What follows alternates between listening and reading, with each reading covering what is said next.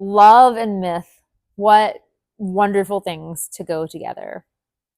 There's a story of Radha and Krishna. When Krishna played his flute, every gopi in the village ran to him. But Radha's love was different. It wasn't just attraction, it was bhakti or devotion. Her longing for him became a fire. It became an ache that burned through every boundary. She saw Krishna not just as a lover, but as the divine itself. And when she chanted his name, she dissolved into him. In yoga, this is the beginning of the path of bhakti yoga, the yoga of devotion as practice, not just to a deity, but to life itself, to community, to the world. This is where the acts of chanting come from, this idea that every chant is a prayer, that it is love and action.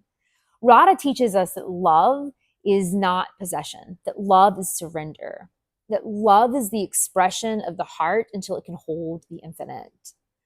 To awaken Anahata is to live like Radha, turning every act into an offering, every breath into a prayer, and every moment into love. Now, not all love is romantic. So there's also the great myth of Hanuman to talk about. Hanuman, the heart of service. Hanuman is the great monkey god, the monkey devotee. When Sita, the queen, was stolen from her king Rama, it was Hanuman who saved her.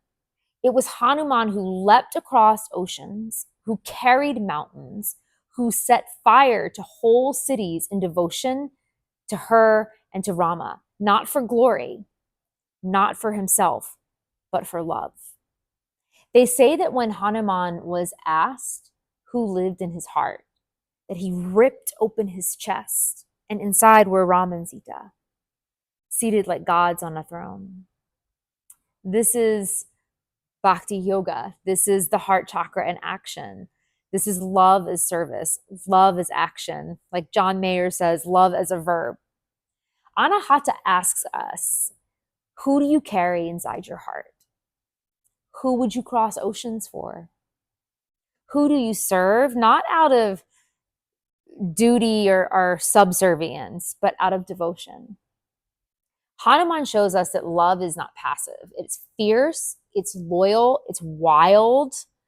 To awaken the heart is to act from love, even when it costs us, especially when it costs us.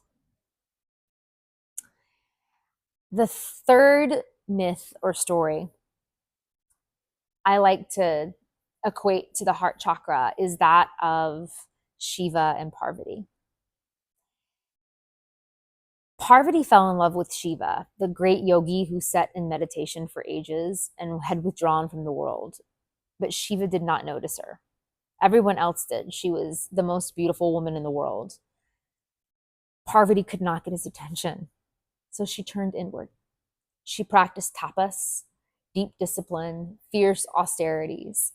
She became so radiant and so powerful in her devotion that she literally sent ripples through the world. Like Shiva stopped meditating because he noticed her. When they finally met, it wasn't as master and student, it was as equals. Parvati had ascended to this point where she was standing in her full power. She did not shrink, she stood tall, and their union became partnership. It was wild and still, feminine and masculine, Shiva and Shakti, form and formless. From that union came Ganesha, the great remover of obstacles, showing us that from love, all obstacles can be overcome. Parvati teaches us that love is not about submission, no matter what certain right-wing spouts say. It's about standing fully in yourself and meeting another at their height. In Anahata, we learn love clears the path. Love births new beginnings. Love in its truest form empowers everyone. These myths are not intended to be sentimental. Hanuman teaches service. Radha teaches devotion. Parvati teaches partnership. Together, they all remind us that Anahata, the heart, is not fragile. It's fierce. It's action. It is a spell that when we cast, we choose to love in public. When we serve our people, when we meet each other in our fullest power, that is when we are casting spells. So we are casting spells. You are the witches. You are the spellcasters. You are the ones with the power. And all you have to do is act from your heart.